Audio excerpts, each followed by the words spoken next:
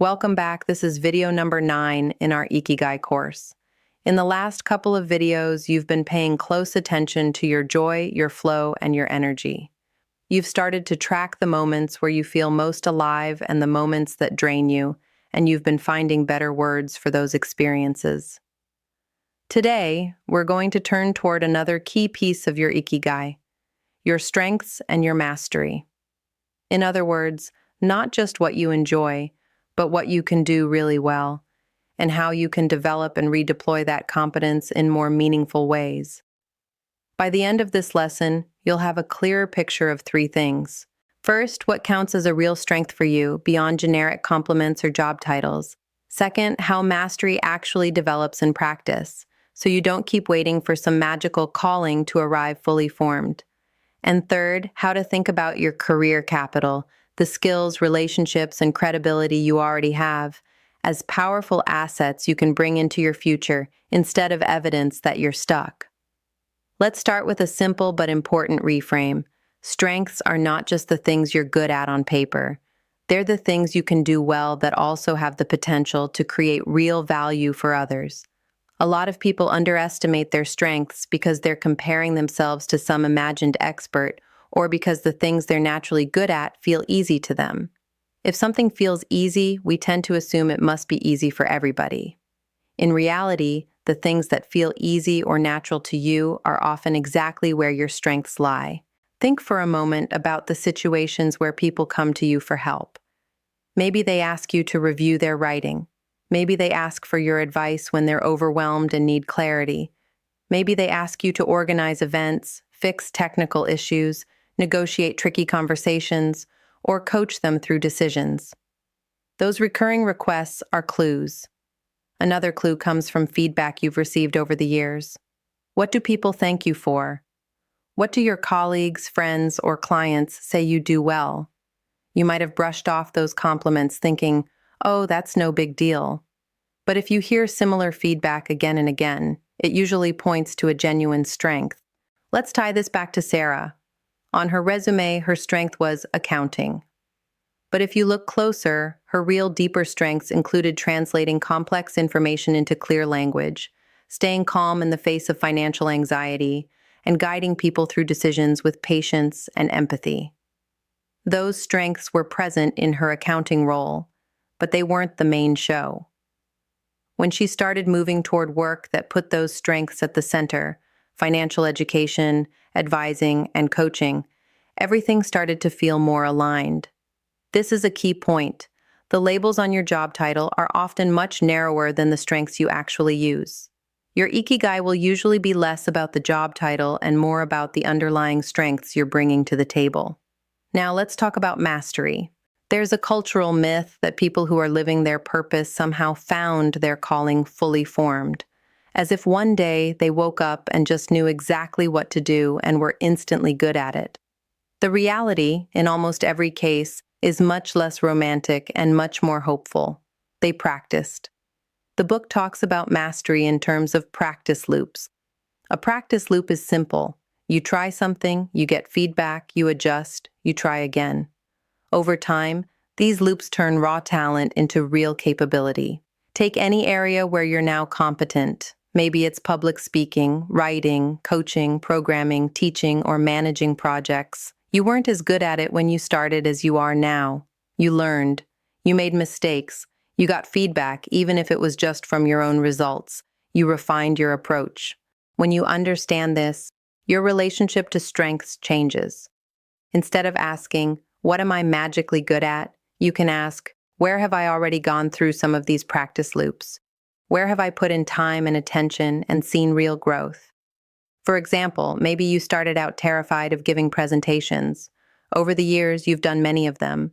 You've learned how to structure a talk, how to pace yourself, how to read the room, how to use stories. Now people tell you, "You're a natural speaker." But you know that's not true. You weren't a natural. You became good through practice. That path from fear or awkwardness to strength is part of your story.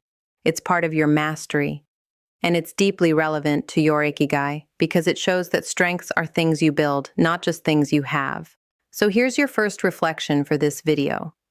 Think of one or two areas in your life where you've clearly gotten better over time, something you can do now that you would have struggled with years ago. Ask yourself, what did I do repeatedly that helped me improve here? What kind of feedback did I get, formal or informal? What kept me coming back to this even when it was uncomfortable? You'll usually find that some mix of interest, necessity, and meaningful results kept you in those practice loops. That's a sign that these areas are good candidates for further development.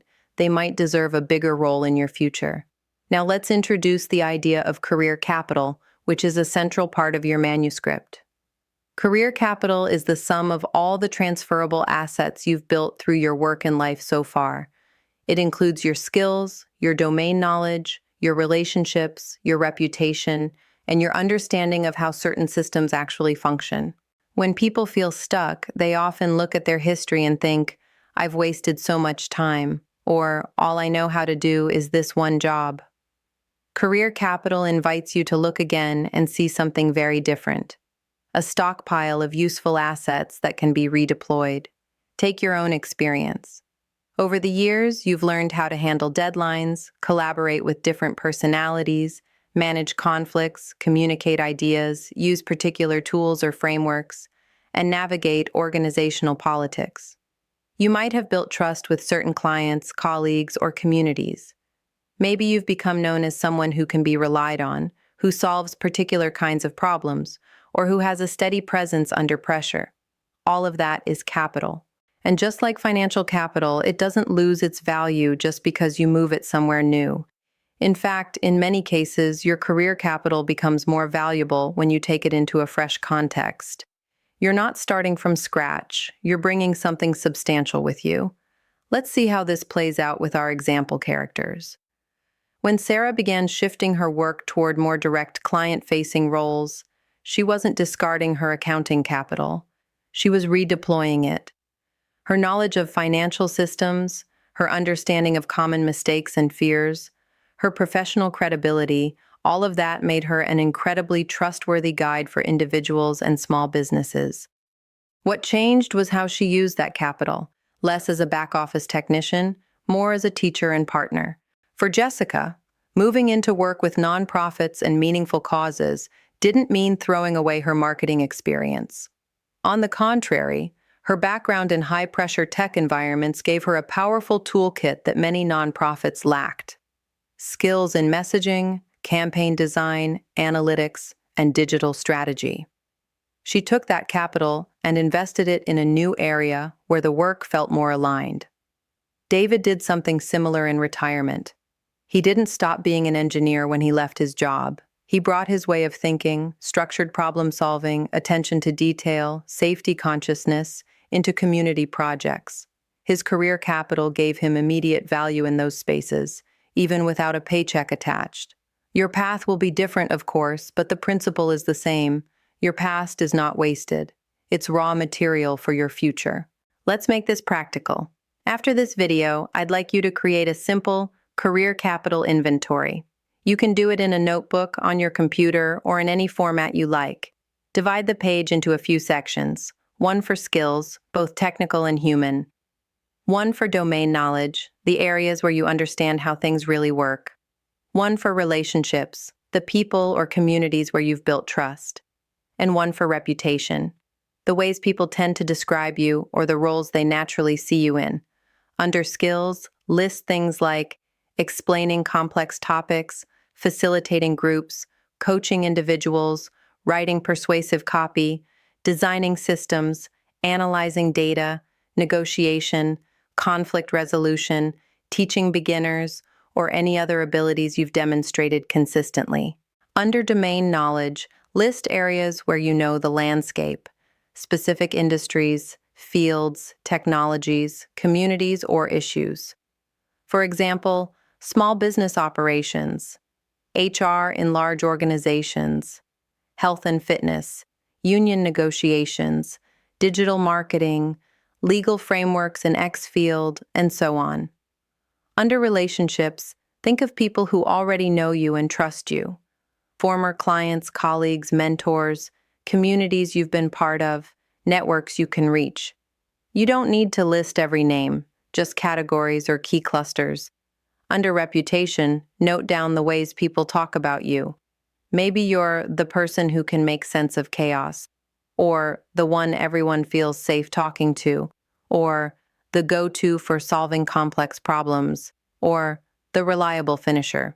Once you've done that, step back and look at your inventory. This is your career capital. This is what you already have to work with as you move toward your Ikigai. Now ask yourself a powerful question. If I didn't see this capital as a chain keeping me in my current role, but as a resource I could invest anywhere, where might I invest it? Maybe you realize that your combination of skills and domain knowledge would be incredibly valuable to a specific kind of person or organization you actually care about.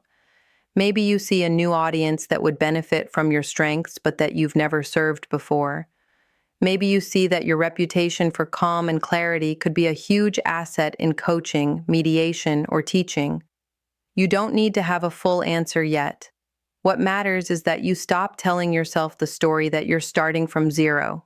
You're not. You have years, maybe decades of capital. The question is how to point it in a direction that fits your Ikigai. As we go deeper into this course, especially in the modules about understanding real-world needs and designing tiny offers, this career capital inventory will be one of your main tools. It will help you create experiments that build on your strengths instead of ignoring them. Before we wrap up this lesson, let's circle back to the connection between joy, strengths, and Ikigai. In your ideal Ikigai zone, you're working at the intersection of what you love and what you're good at, serving needs that matter to you in ways that can sustain you. But you don't have to wait until you're in the perfect job to start living that out. You can begin right where you are. For example, if you've discovered that you love explaining complex concepts and you're good at it, you might start offering to lead small internal trainings or write clearer guides for your team. If you love mentoring and you're good at listening, you might start scheduling regular one-on-ones with younger colleagues or peers who want support. If you love designing systems and you're good at it, you might propose a small project to improve a process that everyone complains about. These are small, low-risk ways to use your strengths more intentionally. They give you feedback, they help you see how it feels to center your real abilities, and they plant seeds for future evolution. To summarize this video in one sentence, you're not looking for a brand new identity out of nowhere. You're looking for the most alive, most meaningful, most sustainable way to use the strengths and capital you already have, and to keep growing them through practice. In the next lesson, we're going to shift the focus outward. We'll talk about what the world actually needs, how to recognize real needs out there, how to frame problems with empathy, and why this matters so much for your Ikigai. Because your strengths become most powerful when they meet a real need. For now, take some time to complete your career capital inventory and to notice where your strengths and your joy overlap. That's where some of your most promising future experiments will live. You've already invested so much in becoming who you are. Let's make sure you get to use that investment in ways that feel worth it.